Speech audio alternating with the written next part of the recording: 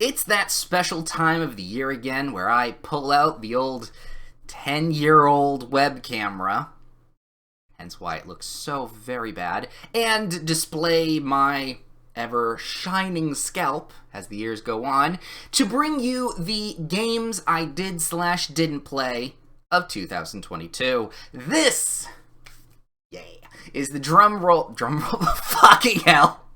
I was gonna say drum roll, please. Anyway, that intro was actually good. This is the... Fuck me.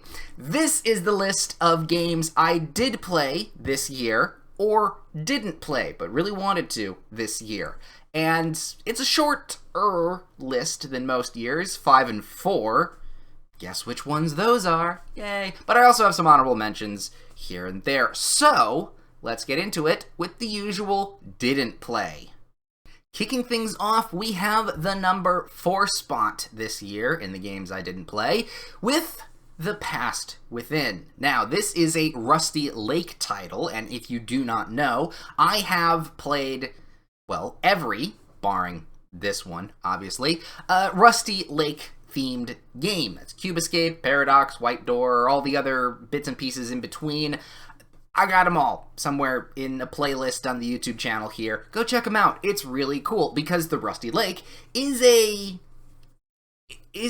shared universe of games, and we'll think of it as a Marvel movie. You have one game connected to another game, connected to something later, but also a new thing, and it all intertwines in a really weird, paradoxical cobweb, spiderweb of what the fuck is going on kind of thing. And The Past Within continues that tradition. However, it also does some experimental stuff, and believe me, I love it when they do experimental stuff. Again, Paradox, I think my favorite game of the Rusty Lake series. Go check it out. But with experimentation comes some limitations, and The Past Within needs 2 players to play it simultaneously. Now that really dampers my mood because A, I mainly deal in single-player stuff, and B, it's 2-playered in a very interesting way. Now, I did experiment some things with the demo in order to figure out if I could single-player a 2-player game like this. It can be done, but it would take a lot of work and a lot of time, and I'll be honest, I don't have the viewer retention on this channel that really merits that kind of effort, along with the video editing software and a few other things here and there. I really want to play it, but I doubt I will ever get to unless I miraculously find someone else in the YouTube space that also wants to play it with me. I still haven't spoiled myself with anything from it. I've watched no Let's Plays, so like all the other Rusty Lake stuff, I'm going to go into it, if I ever do, blind. But that means it's gonna take a long time to get to it. So while I will continue the Rusty Lake tradition on the channel, this one's going to have to take a bit of a hiatus until the next game comes out, at least. Until then, though, it will stay at the number 4 spot on this year's Didn't Play list. So, the number 3 spot was going to be a different game than this. But it turns out the Callisto Protocol isn't actually that great. Well, I mean, I probably would still enjoy it. I mean, I'm not really a horror person, although I, do dabble in the horror genre in the October seasons with streaming. However, with reviews and stuff coming out about how it's just okay, it kind of really dampered the whole didn't play list this year. So I kind of had to make some quick changes. So the number 3 spot this year is a repeat from last year's, I think, number 2 spot. It's Darkest Dungeon 2. And I think it's the number 2 spot because, knowing me, I would have definitely put it at the number 2 spot because there is a 2 at the end of the title of the thing, so that's just how my brain works. But if you want to know my opinions on Darkest Dungeon 2, I would think going back to last year's vlog would inform you well enough, but let's do a slight rundown here. Darkest Dungeon 1, the original, is a really fun dungeon crawler with some Lovecraftian, a lot of Lovecraftian horror things that I really do like. And it has the rogue-like elements, dungeon crawler-esque stuff that I do really like. However, after so many 100 hours of playing Darkest Dungeon, it gets... I've never beaten Darkest Dungeon, and there's probably a lot of people that haven't beaten Darkest Dungeon for a myriad of reasons. I got pretty far. I think I've gotten to the third stages of a lot of the bosses in that game. But at that point, when you have a lot of high-level, Dungeoneers, the game really doesn't want you to beat it. And after so many raids from that wolf dude, I completely lost it and didn't play for a very, very long time. I did try mods last October for a live stream. That was okay. Although, side note, there are so many horny mods for Darkest Dungeon. It's kind of impressive. But, getting back to Darkest Dungeon 2, this one is structured gameplay-wise differently, a lot differently, where instead of going through dungeons normally, like you would think, you're on a path. And it is a straight shot to wherever you're going, and if you fail, you just go back to one, and you just start over again. Much, much more roguelite elements than roguelike elements. And there is a difference. I don't want to get into it now. But that's what interests me in Darkest Dungeon 2. It is similar yet very different. And I think those differences will make me like it more than the first. Will I probably go back to the first? Sure. Will I enjoy myself? But that's why Darkest Dungeon 2 is so intriguing to me. And being that it's coming out in like a couple months, I think February has a release date, I'm actually really excited. The level of excitement is getting up there. So probably when it does come out, I may be streaming it for a lot of time. And we'll see how it goes. On the number 2 spot this year is a very, very late entry. This one actually came in, I think, this month, if not the end of last month, whenever the Game Awards this year happened, because there was a trailer for a game. And it was a very interesting experience, because as I'm watching it, I recognize things. The gunplay, the dodging. Why does this look familiar, even though it is a new game coming out? And then the title dropped. Remnant 2. And I said, I'm immediately getting that. Because, if you did not know, Remnant from the Ashes was a previous title in my Best Games of the Year award list thing that I do.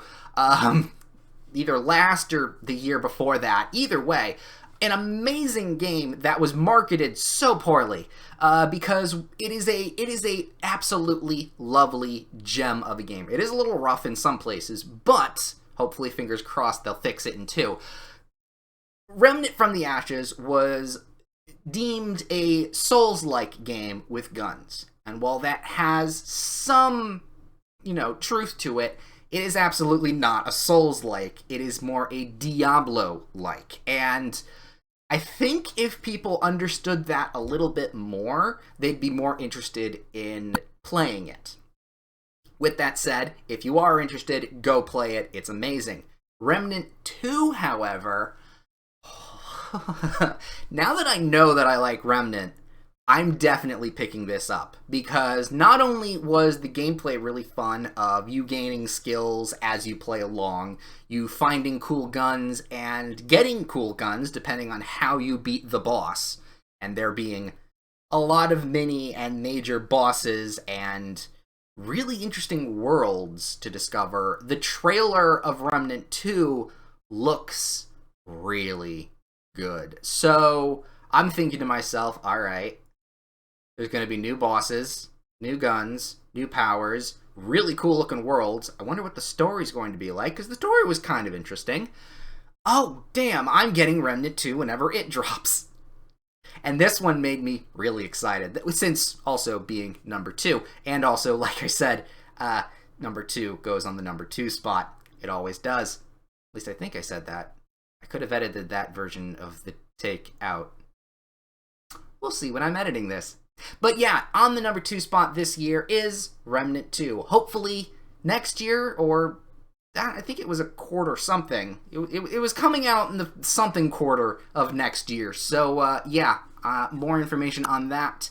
And I'll possibly be streaming that when it comes out, or later. Who knows? But all I know is that Remnant 2 takes the number 2 spot.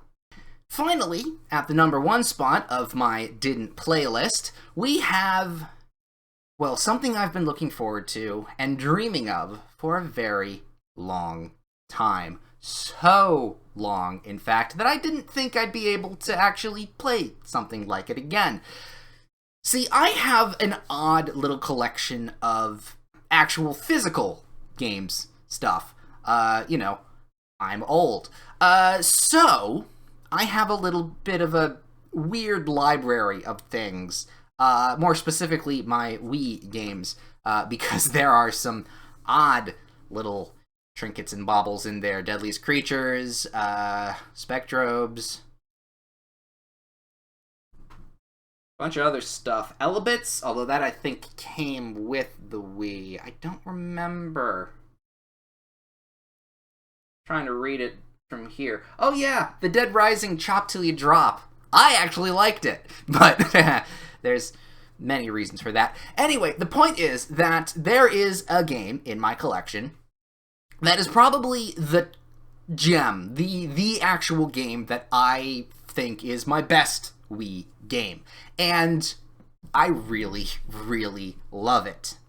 It is, unfortunately, well, not unfortunately, that's a weird thing to say. It is, however,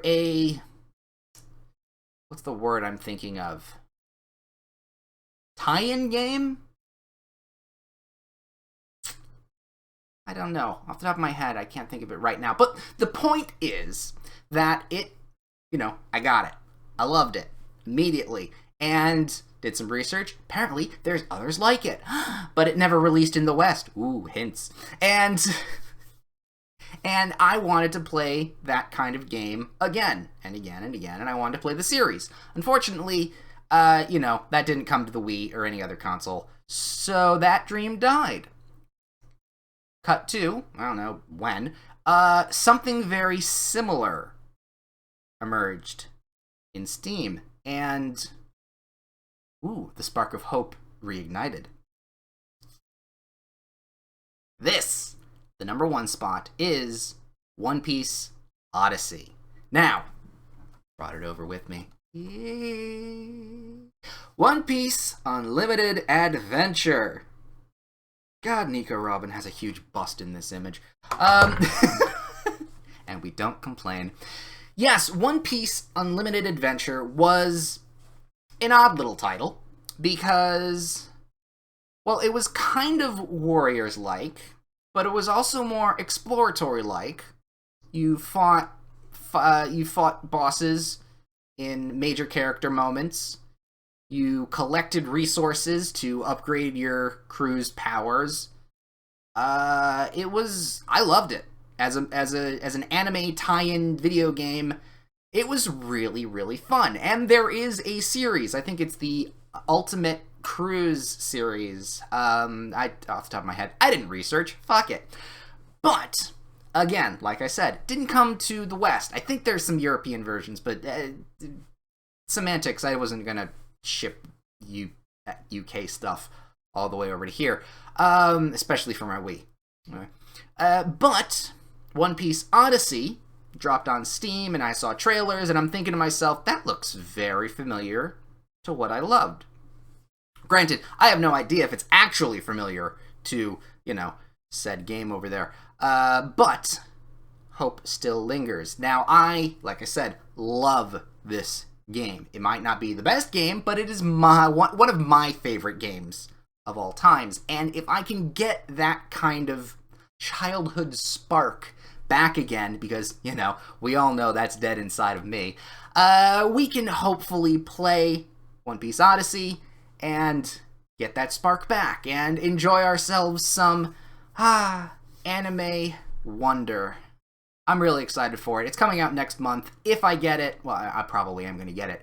I'll play a little bit of it on my own, but if I deem it, fun enough, I will be doing some streaming on that. But, yeah, at the number one spot, we have One Piece Odyssey. We're looking forward to it, and you should look forward to it too, coming up on Twitch next month. So now that we've done our games I didn't playlist, let's move on to our honorable mentions. These are the games that didn't really fit in either list this year, although they have some significant note of this previous year. So, let's get into it with the first one, Scorn. So, Scorn is fucking weird. And a lot of people were really interested in that weird body horror-esque Giger, or is it Geiger? No, that's the counter. I think it's Giger. Dicks on walls imagery, that kind of stuff. And I am too. However, when people played it, they realized this isn't an adventure game, walking sim, this is a puzzle game. And apparently the puzzles aren't very good, but that's not what they were, looking for. And that just made me want to play it more. Because, for me, I love a good puzzle game. Absolutely. Especially ones with multiple answers and, that's for me. But also the body horror stuff. That's for me too. So I think I would be one of the very few people that is interested in playing Scorn. Didn't play it this year, maybe next year, but it wasn't really a must play out of it all. So that's why it's in the honorable mentions. Next, let me go down the list here. We have Fallout New Vegas. Now, I did actually a very interesting series this year on Twitch with some Bethesda stuff, but we'll talk about that later in my end-of-year vlog wrap-up that's probably coming out tomorrow, whenever this vlog, releases, and all of that. But New Vegas, being the third one on that list of stuff, had a bit of a rough go of it. I liked it. I really did like it. The story and setting was a lot more interesting than Fallout 4, which again, we'll talk about tomorrow. But there were a few problems. The gameplay fucking sucks. The gunplay is horrible. I am sorry, but I'm not. The gunplay sucks. If you want to know my real opinions on that, go to the last video in that series on my Twitch channel. But I will say, out of all the gameplay and crashes that happened, that story really had me invested. And that's saying something. So, even though I probably maybe won't go back to New Vegas, maybe, we'll see if they ever make a remake or a New Vegas 2 or something like that. I really don't think they're going to make a New Vegas 2. They'll probably do something in the style of New Vegas, but somewhere else. That's my opinion and thoughts. But New Vegas gets, a thumbs up of, okay, that's going to be in the back burner of some other maybe Let's Play stream thing if I can, make it feel good to play. But that's why it's in the honorable mentions. So, the final game on my honorable mentions list kind of wasn't on the list. And then it was, and then it wasn't, and then it was, and then it wasn't. Mostly because it and the number 5 spot of my best games this year kind of got interchanged regularly. It was weird, because on the one hand, what I am putting here was really good, but I never technically beat it. And the other one, which is on the other list now, I did technically beat, but there was just something missing You know, again, there's that feeling of yearning that kind of got lost for a few very specific reasons that we'll get into later, but it was very interchangeable, and only until it dropped a DLC earlier this month did I cement the fact, okay, no, this goes in the top, this goes in the honorable mentions. So we'll get to that later, but for now, we are talking about the final honorable mention, and one that I will absolutely be going back to later next year, Sorcery. Sorcery, I actually have part 1 and part 2 archived on my Twitch stream site, but I'll probably be moving some stuff over eventually to YouTube here. And my god, I really like this game. Like, I really, really like this game. So those who do not know, this originally was a tablet translation. Not a translation, what's the word? Adaptation, that's the word. It was an adaptation of a series of choose-your-own-adventure books that were apparently really, really popular. And they did a phenomenal job with the transfer. Holy shit, it's amazing. The art style, the interactivity, the choices, it's really good. Along with the story, the actual gameplay, the choices, the magic system. Like, holy shit, this game can get depthy. And that was only part 1. And that's what is on the honorable mentions list. It is part 1 of Sorcery. There is 4 parts to this series. And we played, and technically, I air quote this without spoilers, beat part 2. Except we didn't, because spoilers. If you want to watch it, go for it. It's really fucking funny. I enjoyed the hell out of those 2 streams. It was great. Which is why it's on the honorable mentions, unfortunately. I didn't beat it or its entire series. I really wanted to, but other things got in the way, and it's really, really hard to continually talk and read for like 3 to 4 hours straight without breaking your entire throat.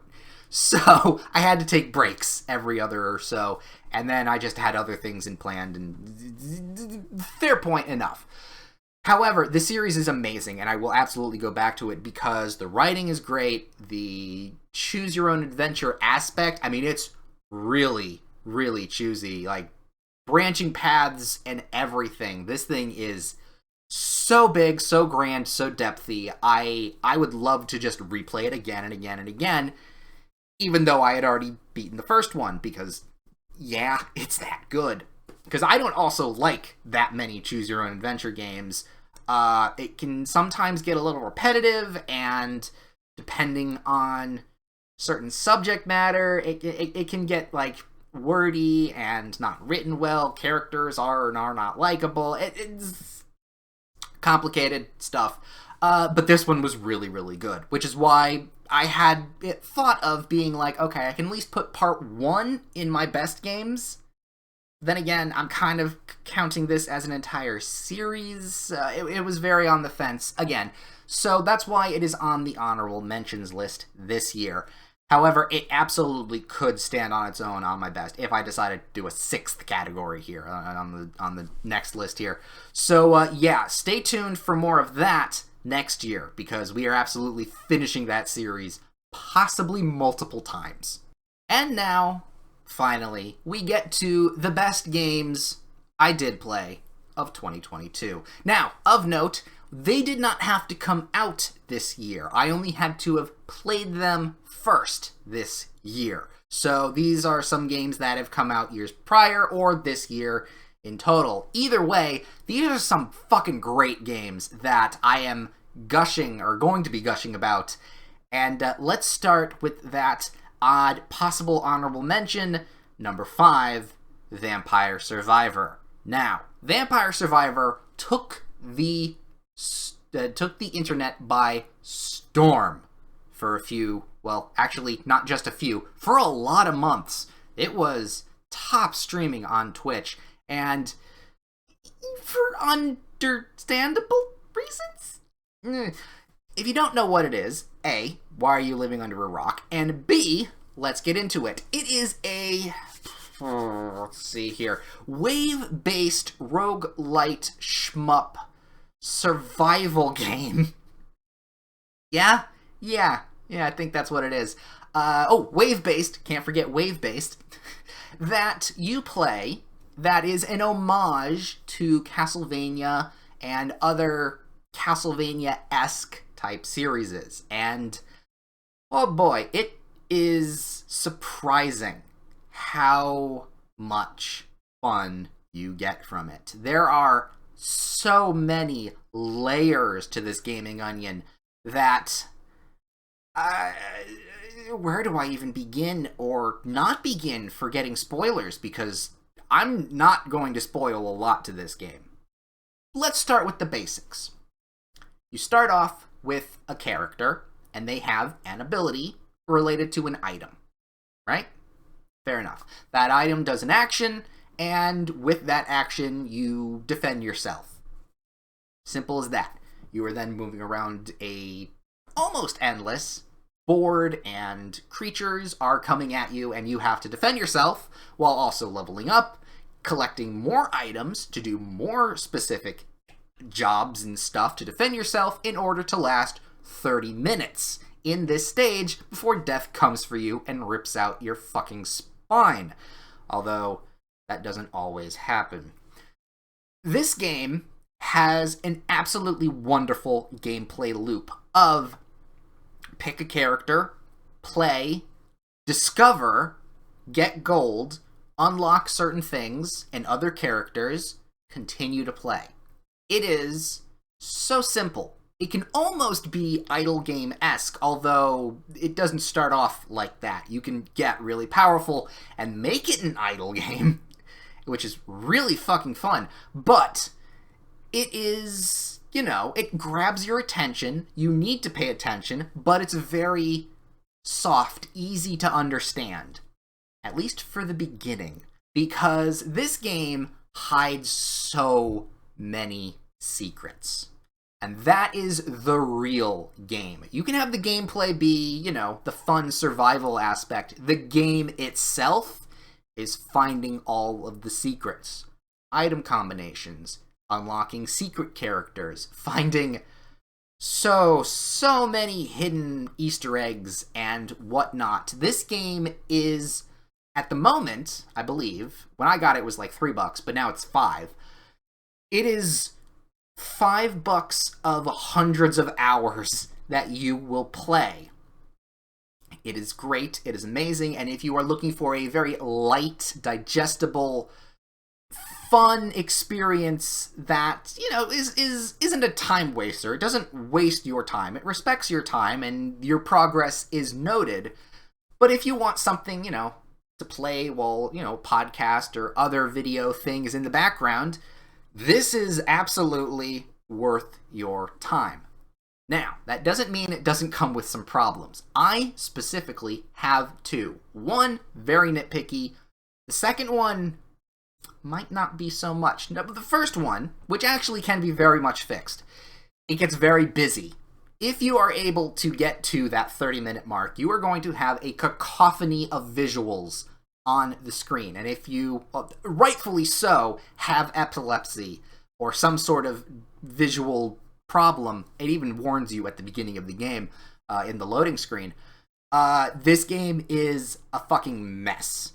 And it does have some visual problems. It has gotten a lot better. And even though I don't have those visual stand-up problems of my eyes not melting, it does get a little overwhelming.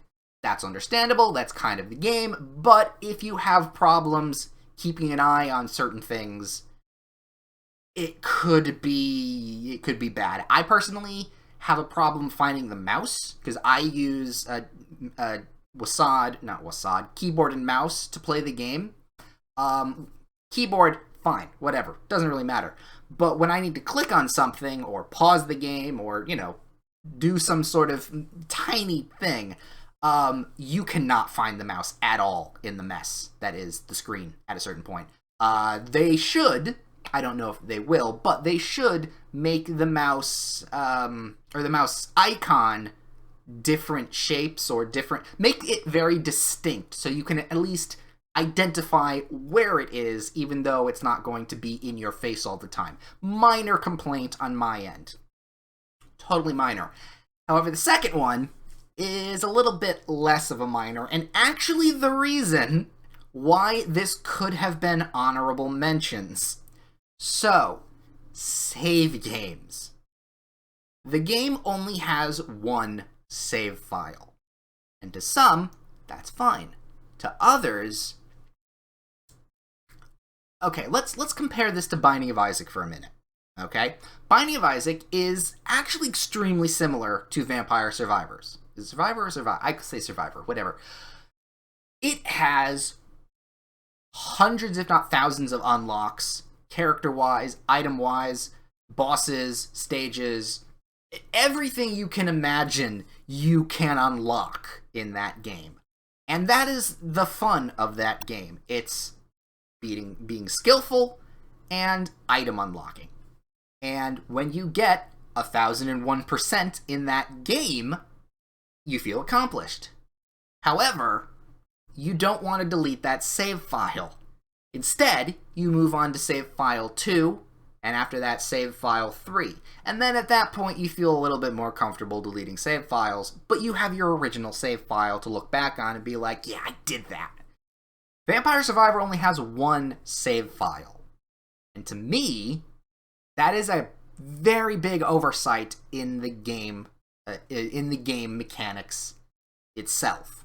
I don't know if they can't do it. I know that during development there were some save file shenanigans or something going on. I don't remember. I don't recall.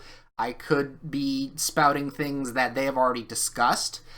But I got this game when it was still in early access, and as they were releasing updates, I was playing it, getting, achievement level 100%, the usual stuff, because that's what the game wants you to do. However, now that it is fully released, and things that I did previously have been changed, tweaked, and whatnot for early progression, I want to start over again. However, starting over again means I have to delete my entire save file to do that. And I don't want to do that because I worked hard on this goddamn save file and whatnot. So, with that said, I thought to myself, okay, the joy kind of is lost because I can't go back to that unlocking stuff again. Which is why I was like, do I put it on my list or do I put it on honorable mentions? In the end, though, because the new DLC dropped, I was able to experience that feeling of progression and unlocking again. The DLC, mind you, is great. There's some weird shit going on in that DLC, and I highly recommend it if you pick up Vampire Survivor. But because of that DLC, this has now hit number 5 on my did play list this year. It almost didn't, but that feeling came back, and that feeling is what gave me the knowing of putting it here.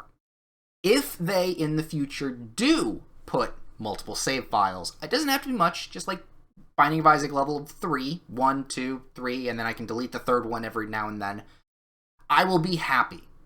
That is what I want. That would make the game practically perfect for me. But for it is right now, it's still absolutely worth your time. Go check it out. It is cheap as fuck.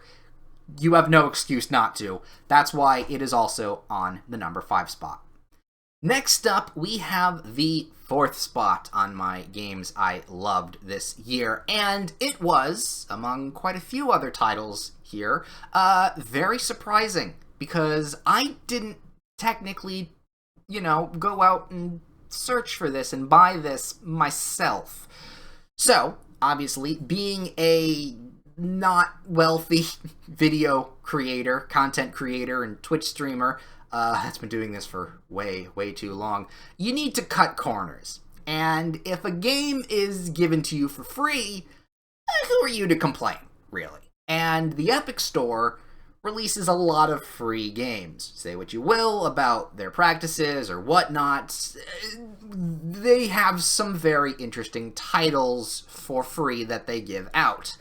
And one of those titles, actually two of the titles this year, although I don't think I picked that one up, we'll talk about that next. One of the titles this year was Gloomhaven. Now, I am familiar with Gloomhaven as a board game. I haven't played it, but I watched reviews because, you know, you do, and you're bored. So I understood what Gloomhaven was, and for a while I actually did have interest in picking Gloomhaven up. It was in early access, and I kind of lost track of it, so it fell off my wish list. However, when it came out for free, for a week, I was like, yeah, you know what? We'll pick that up. We'll play that, because I love my turn-based tactic games. Always have, always will. And if you do it right, or you do it in a unique way, I'm going to latch onto it pretty well. And Gloomhaven does that in spades. Not only is the action system different, the character classes are so unique in many different ways, and just the gameplay and management side of things is also, while light, very enjoyable. Gloomhaven is a turn-based tactics game of progressing through dungeons. However, depending on how you progress through that dungeon, you may or may not succeed because your movement and your actions are deemed necessary to be taken by cards. And so this is also a deck builder, actually. That too. And those cards have multiple effects. However, depending on what action you want to take, you can only take another action from a different part of a different card. It gets complicated. I won't deny that. It can be a little overwhelming to understand with the rule set. But once you do understand that rule set, and you do get the flow of the turn-based combat, okay, this card needs to be done with this at this point. This action, I can pivot here to do this. Spear two guys, we kill them. Okay, I can't exactly beat all of these. I'm going to have to run through, because that's the mission. Get the treasure, get out.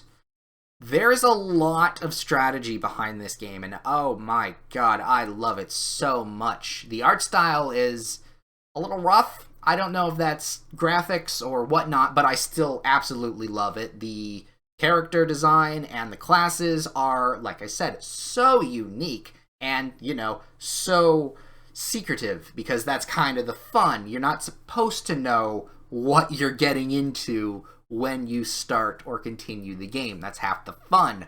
But from what I have played and what I have unlocked, there are some odd choices in characters, but they all work. And even better, they all work together. No matter who you send out in pairings or groups, there is always some kind of synergy, and that is really hard to do. So, bravo on game balance. That is something special. And this game is something special. If you like the board game, you should play this. This is the board game and more, actually. There is a completely separate thing for PC and video game players. They have the normal campaign from the box, but they also have another, more gamified version to play as well. So you get twice the fun, along with the DLC, which has a completely other campaign / for other characters. It is well worth the price of admission, even if you are just playing by yourself, which is another thing I actually really appreciate. This game is meant to be played in pairs or groups, hence why there are so many different character classes. But playing by yourself, like I like to do, you have a lot of creativity behind who you're pairing together on what missions, depending on what enemies or tasks need to be done. There is a lot of choice that you can do, and you can beat the missions in whatever way you want. Especially when the character you've been leveling up so much retires, and you have to start with somebody new. There is a lot of panic in that, but that's a lot of fun as well. You have to adapt. You have to really make good choices. Luckily, the characters don't die when you lose the mission, like, say, in XCOM, but there are other factors that you need to consider. So yeah, Gloomhaven as a turn-based tactics game with a deck builder and dungeon crawler, it obviously hits number 4 for me this year. And yeah, no, absolutely, I'm going to be taking a look at Frostpunk if it ever, makes it onto PC or whatnot. And hopefully next year I may do a series on it. Not Frostpunk, on Gloomhaven here. No, not Frostpunk, Frosthaven. That's a completely different game I'm thinking of. That's not what I'm thinking of. But yeah, no. I was about to say Frostpunk again. Gloomhaven, absolutely wonderful game. Go check it out. This number 3 spot is possibly one of the most surprisingly enjoyable games I have played this year. Like, really surprising. I don't play horror games. I don't. I really don't. I don't mind playing them, but I don't usually get scared. It's a game dissidence thing. Scary games don't always do it for me, especially when it's like jump scare, jump scare, jump scare. No, I'm sorry. I'll never play Outlast. That's why I'll never play that. But for the past year or so, at least I know last year, I thought, okay, let's do some spooky seasonal stuff for the October season while streaming on Twitch. And you know what? I had a fun time doing it, so I did it again this year.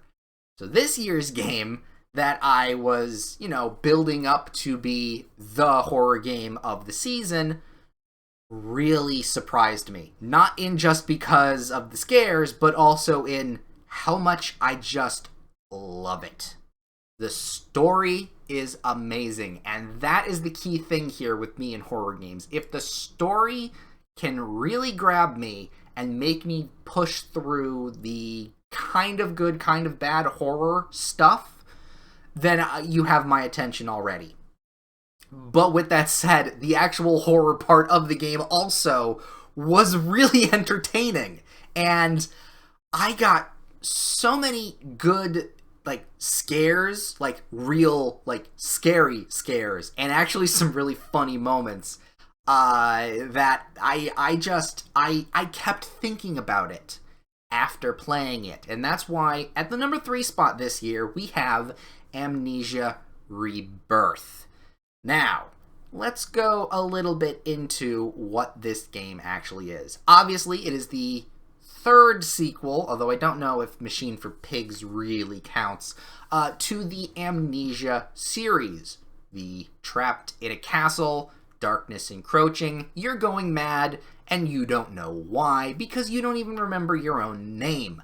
It was kind of a breakthrough at the time, and there are parts in that game, specifically the water part, that people really latched onto, even though the core concept and the real drive of the game and story kind of lost itself in the third act. Well, not third act, third quarter. Not third quarter? Third of the game. Trying to think fractions here.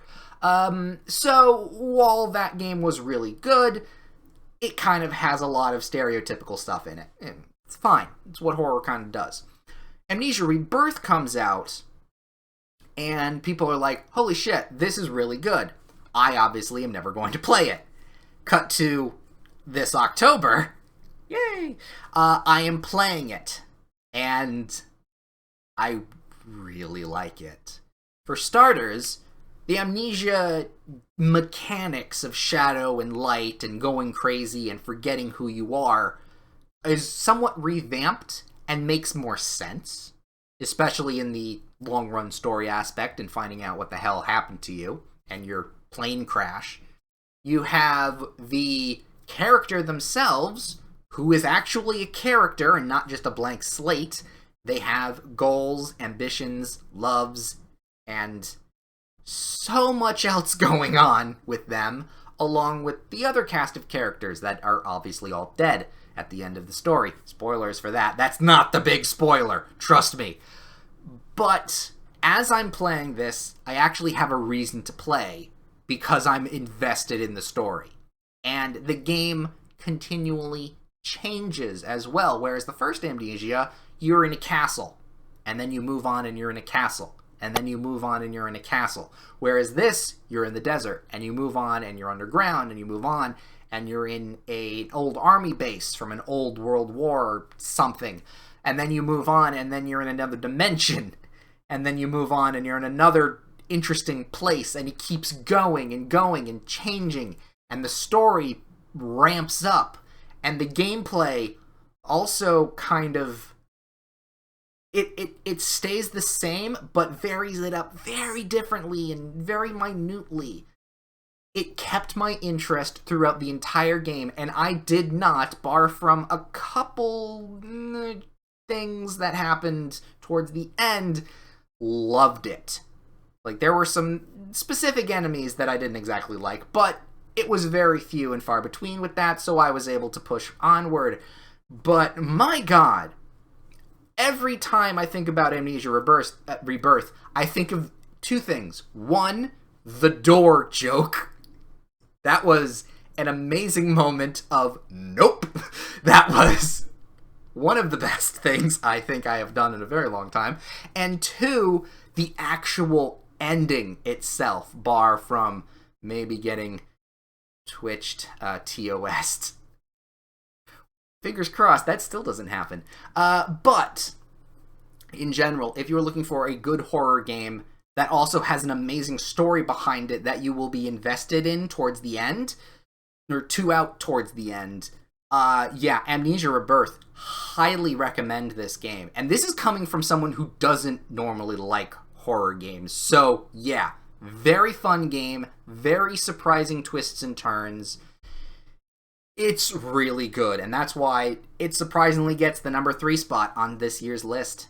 So, this year's number 1 spot was very obvious. It was cemented in very early on, and bar something very, very important, or very, very groundbreaking, it was going to stay there till the end of the year. We all know what it is, no surprise to it.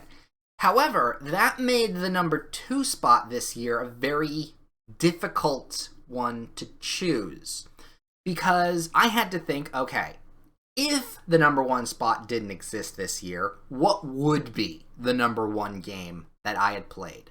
So, barring the obvious, this, at the number 2 spot, would have been my number 1 spot, if that all makes sense. Also, I don't know if I'm repeating myself, because I've done so many takes of so many other me talkings previous to this, I actually don't know if I'm repeating myself already. But we're going with it.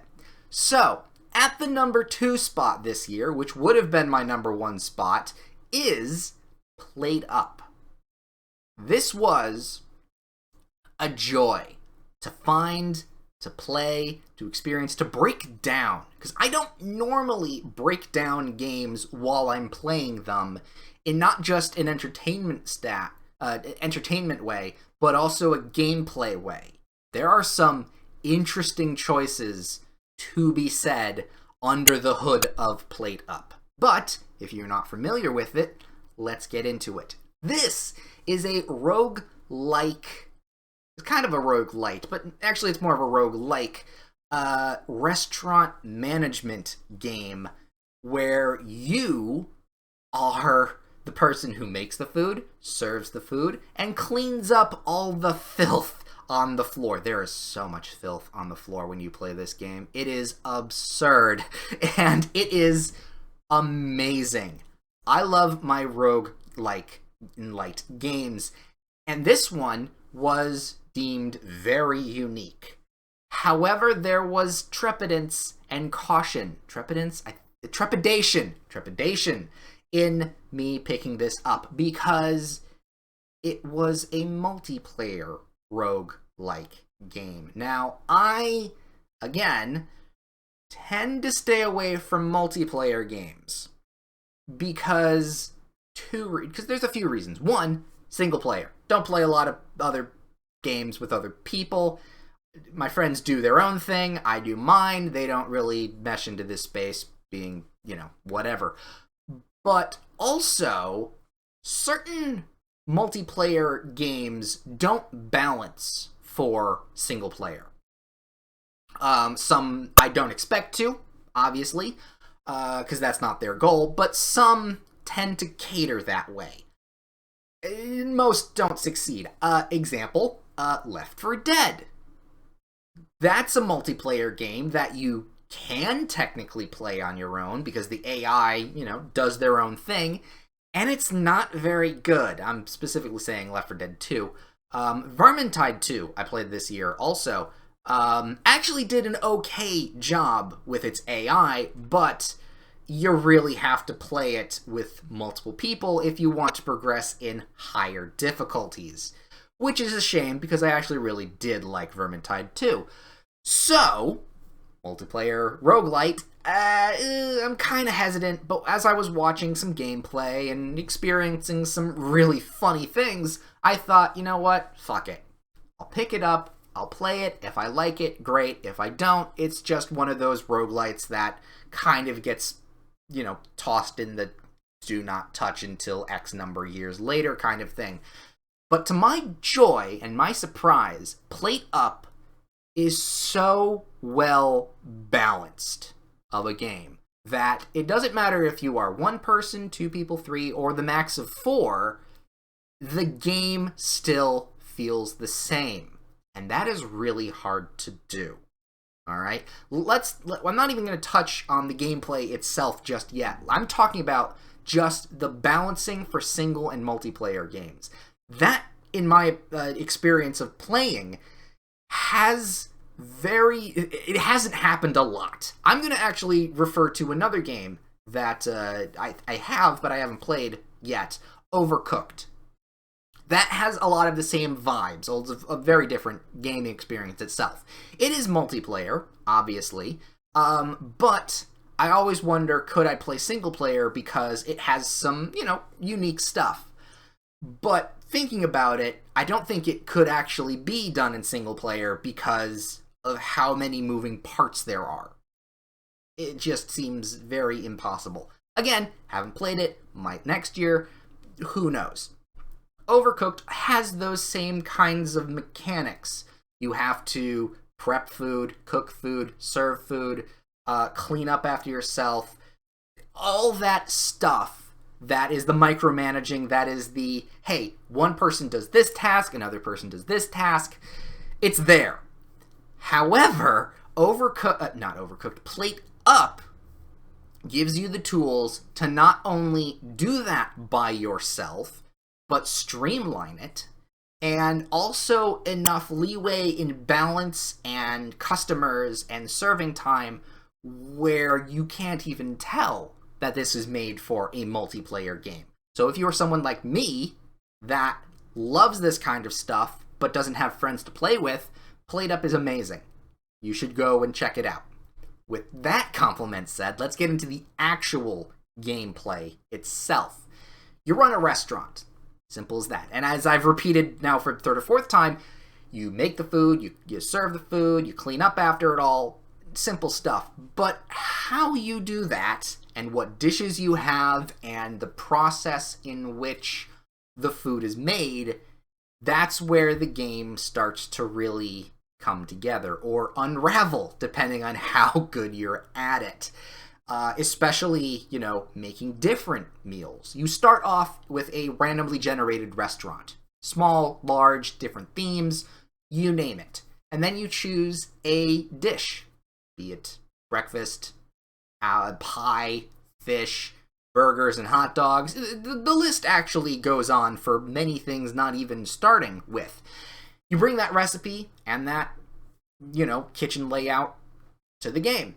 You set up your kitchen in the way you want it, make it streamlined, make it sectional for multiplayer, make it, one person can do this stuff, and you start cooking. And, depending on the recipe, you have different steps, and you make the food, and you serve the food to the guests. And you better make sure you serve it all at once, or else they get very angry. But after that, you clean up the plates, you wash the plates. Oh shit, there's another person there that wants a meal. I haven't even started on that. Shit, there's fire everywhere. The kitchen is burning down, and that person still wants their steak medium rare. It's great. As a roguelite itself, it is phenomenal, especially when you get further. You get challenge cards, or at least progression cards that unlock different things, be it customer doing things like, hey, we're going to order again, or change our orders, or more people will show up, less people will show up. Different side dishes, desserts, starters, different recipes for that specific recipe that you started with. Pies, so many pies, so much soup. My god, there is so much soup in this game, and it is so stressful putting soup together in the morning when you know you have other things to do, but they all want soup to start with. It is so stressful, but you're given items and unlocks with cash to get conveyor belts or automated mixers, cooking utensil or cooking spots, hobs and stovetops that change how fast you cook or how safe it is to cook. There's cutting board. The list goes on. It's a small but very reliable base to build your kitchen off of. And if you can manipulate the systems or get just the right combinations of food to kitchen utensils to restaurant layout, you can go for ages, and they encourage you to do so because after 15 days you get to make a franchise, which means that restaurant you just made you can take over to another day, start from scratch, but then also add other things to it, so it kind of compiles in difficulty. Or at the day 15 you just keep going overtime, 1, 2, 3, and it just gets harder and harder and harder. And yet as a single player it still feels doable, and as a multiplayer it still feels doable. It all is so evenly balanced, and that's why I really want to give the number 2 spot to PlateUp, because games like this don't always have that practically perfect balance of need to do tasks, difficulty with people in that space. Usually it's, okay, difficulty's up here, and I have multiple people to play with me. Oh shit, there's less people now. Oh, this is getting really out of hand. How am I even supposed to do it? Nope. PlateUp gets you, boom, right on the level. It is so enjoyable, and I have played it endlessly. And they've had free updates, and I'm actually really looking forward to what they do in the later update. Spoiler, I'm recording this way before the end of the month, so I have no idea when that's coming out, but yeah, no, with my best of month streaming of December stuff, whenever that update comes out, we are playing it. It's so good, it's even in my usual, it's made itself into the usual, I need something to drink. It's made itself into the usual rotation of stream games. It's that good. It's up there with like Dead by Daylight rotation, the Dead Cells stuff. It's in that rotation of, what do I have to play today? Oh, let's play PlateUp. It's always unique and fun and always different, and there's so much to do in PlateUp. I absolutely 100% love it and recommend it to anyone of the, not only restaurant management genre, but the roguelite with friends or yourself genre. So yeah, absolutely go pick PlateUp. It is so good. Finally, it is time. The end of the list and the end of the year. What is the number 1 spot? Well, I said obviously I knew what this was at the beginning of the year, and you probably have already guessed it, because it's probably one of your favorite games of the year as well. The number 1 spot for the best games I played of 2022 is, ow my fingers, Elden Ring. Duh. It's Elden Ring. I was very curious this year at the Game Awards if Elden Ring or God of War really would make it on top. But, you know, even though God of War Ragnarok got so many Game Awards, and rightly deserved, Elden Ring got Game of the Year for so many good reasons, and it is also my Game of the Year. Let's get into it then, huh? Elden Ring is the newest FromSoft game of the Souls franchise. The Soulsborne, I think it's, yeah, the Soulsborne franchise. I just call it a Souls-like, whatever. It is the newest and the most iterative of the versions, and possibly the best one, although, I don't know, actually Sekiro is kind of, we'll get into that. But Elden Ring, if you did not know, is a massively open world Souls game. And what that means is you play a Souls-like as you would. You spawn somewhere, you go fight a boss, and if you die, you drop your runes or souls or blood echoes, your currency that makes you level up or upgrade equipment or buy things, the usual stuff. And if you die again without picking it up, you'll lose it. You have to go straight back at the beginning and keep grinding out those souls, keep fighting those bosses, and you progress in a linear fashion. However, this is not a linear game. It can be, if you kind of know what the actual the actual progression of difficulty is. But in fairness, you can just get a level 1 guy and go fight a boss all the way in Caelid. I wouldn't recommend it, but you could. Or you could try speedrunning to the castle. It's been a couple months. I don't actually remember many places except Caelid, because Caelid is burned into my brain so harshly.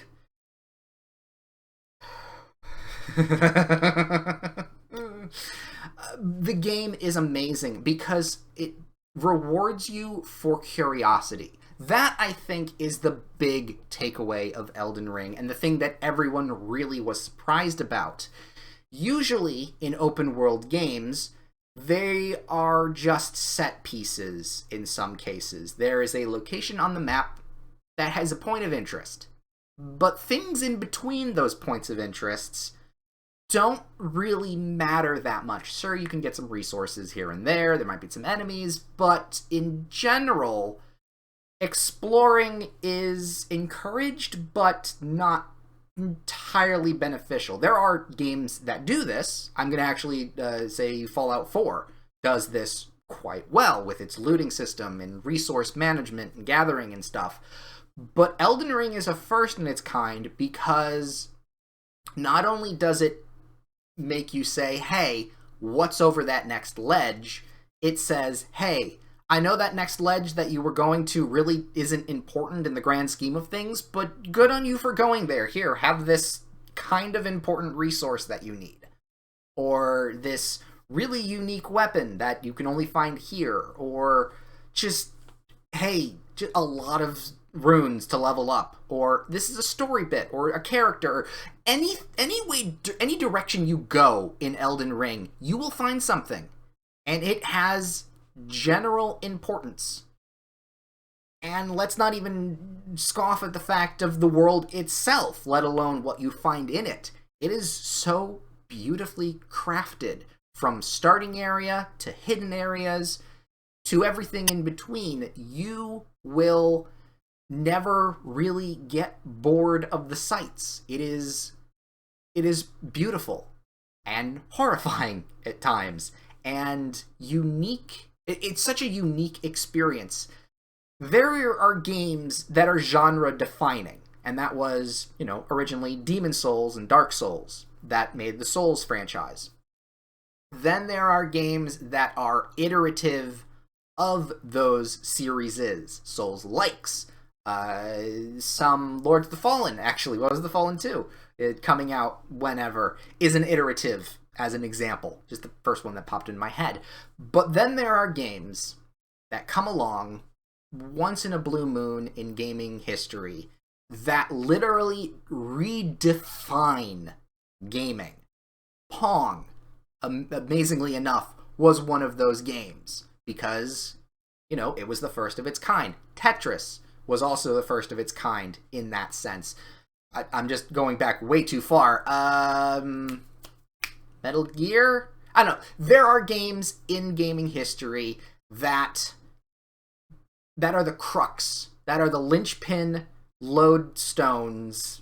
Lodestone's the right word? I think it's lodestones of gaming culture that redefines what gaming can do. And Elden Ring, I think, is one of those games. It took its original ideas and made it so Elden Ring.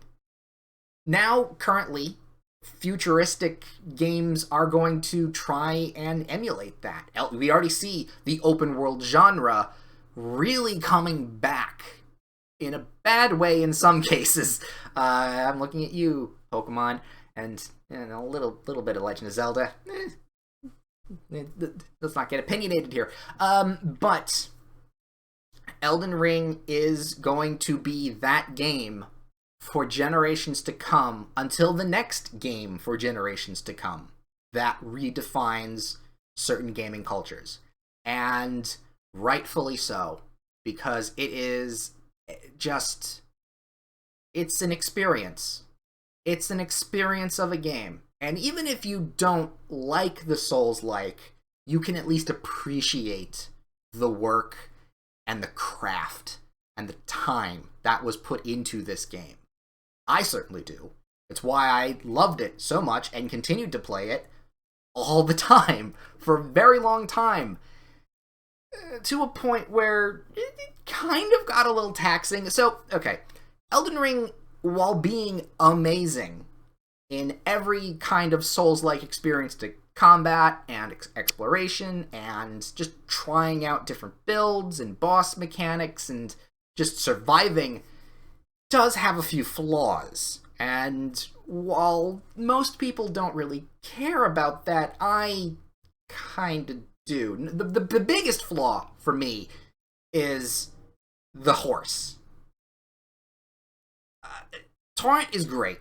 I love him. Wonderful good boy. However, horse combat, or goat combat, whatever you want to call him, is horrible. I'm sorry. But in a game that is all about precise dodging, timing parries, surviving by the skin of your teeth, by a dodge roll, or some kind of very precise movement, horse combat is clunky. Now, sure, it's horse combat. You're supposed to be a little clunky. You're not supposed to be very accurate. But in a game so well crafted, it is a sore thumb to me of a mechanic. I'm sorry, that is my opinion. Does it really detract from everything else? No. Absolutely not. This is just one of my sticking points.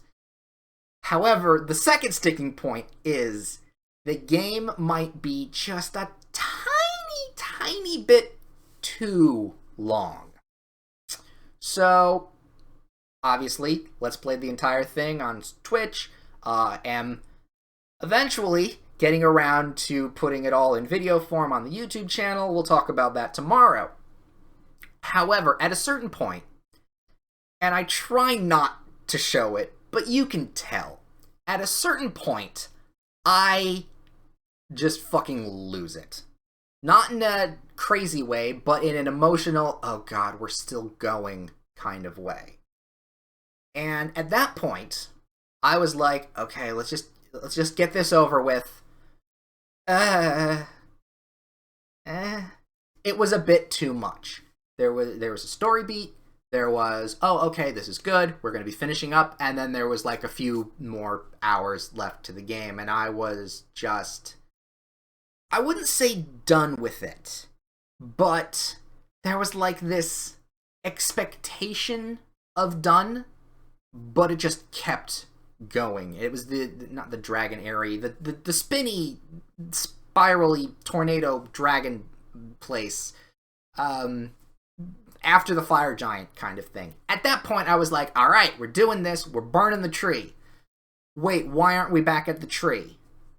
What the fuck's going on? And to also the game's credit for a Souls-like game and its very sparse storytelling, even though I'm not a person that delves very deep into item descriptions, I was able to follow the story at a pretty good understanding. And by the end of it, I understood what was happening, minus a few very interesting details here and there. And then I watched a Vati video, and then was like, oh, that's what the game was about. Okay. But still, I had a decent understanding. But at that point, when we beat the fire giant, I was like, yes, burn the tree. Good. Wait, why are we here? It was like a very odd little juxtaposition of something. By the end of it, I was back into it, and I was like, oh, okay, I get it now. Fine, whatever. But that area, I don't know if it really 100% needed to be there. I get why it's there. It's a cool area. But for me, in my opinions, thusly, I think the game kind of overstepped just a little bit in length. Again, my opinion, I don't know if... Please don't yell at me. Please don't yell at me. I'm very emotionally fragile, but that's me. Besides those two things, however, the game is amazing, and even finding the final boss of the lady, oh god, the red Mekala, whatever the lady that did the whole rot thing. Despite that, I really enjoyed the game. Like, I even thought, oh god, that's the bonus content that I'm not making a video out of, let's be fair. But, yes, Elden Ring, for the tiny bits of flaws, the game is, without a doubt, a masterpiece. And absolutely is now the #1 Souls-like game out there. Like, I think I talked about it when I beat Sekiro, whatever, year or two ago or whatnot, when I was deciding what Souls game I liked the most. Was it Dark Souls 3 or was it Sekiro? And I couldn't really tell because they both kind of did their own different thing. And while I really like Dark Souls 3, I think I liked Sekiro just a little bit more because it was so unique. With Elden Ring, it now triumphs over Dark Souls 3. It now, while not replacing, is the definitive Souls game. However, with that said, I still think Sekiro is, in itself, the more unique, very different thing. So, while it's not adjacent to Elden Ring, it's like different scale-weighted things. That's why I was talking about Sekiro. But no, Elden Ring absolutely, I think definitively, is, for the moment, one of the best Souls games. And barring whenever the DLC comes out, we'll see how that evolves. But yeah, no, Elden Ring, obviously, #1 spot in 2022. And with that, we end the lists for this year. To recap our games we did and didn't play, we have, for our didn't play, #4, Past Within. It's a multiplayer game, and while I would love to try and make a video series out of it, it seems really, really daunting. At #3 is Darkest Dungeon 2. A repeat for sure, but it's coming in like a couple months, so... At the #2 spot is Remnant 2. If it is the same as Remnant from the Ashes, but better, you have my money. You just have it. And at the #1 spot is One Piece Odyssey. I love One Piece. I don't think I actually talked about this while I was talking about the game, but I love One Piece. It was like my first anime before I realized what anime was with Pokemon and all that Saturday morning cartoon stuff. But One Piece holds a very special space in my heart, along with the possibility of getting that joyous spark from unlimited adventure. So yay, fingers crossed, we'll be streaming that next month, very early on. With that, we have the best games that I played this year, of number 5 being Vampire Survivor. Everyone should at least buy Vampire Survivor and play it. If you don't, or are very cautious about it, I did make a Flash Player episode of it for its browser-based demo.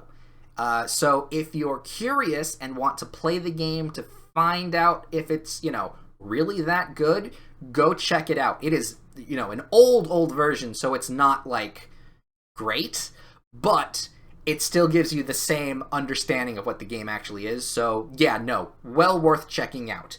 Number 4 is Gloomhaven. Absolute surprise, joy of a tactics deck builder.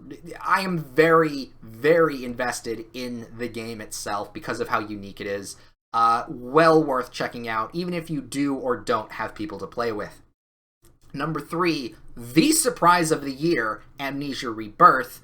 I really hope I don't get, TOS'd from Twitch from that last bit of streaming. It's a perfectly natural human thing that happens. I couldn't cut away because I have nothing to cut away to. I'm sorry. I didn't know it was going to happen. Number 2, which would be number 1 if Elden Ring wasn't number 1, Plate Up. Expect a lot more of me streaming Plate Up in the rotation of streams. If you're interested in checking it out, absolutely do. Next month later this month, we'll probably be playing more of it along with the months to come up. So yeah, expect seeing a lot more Plate Up as the year goes on. And, of course, the number 1 spot of Elden Ring. Such a great game. Very interested in seeing where the DLC will go whenever that comes. And my god, I am not looking forward to it because I have to make I'm so behind on Elden Ring videos and stuff, and we'll talk about that tomorrow, which for you is tomorrow, for me is about 5 minutes because I've been talking for nearly an hour and a half. Yes? No, over an hour and a half to make this video.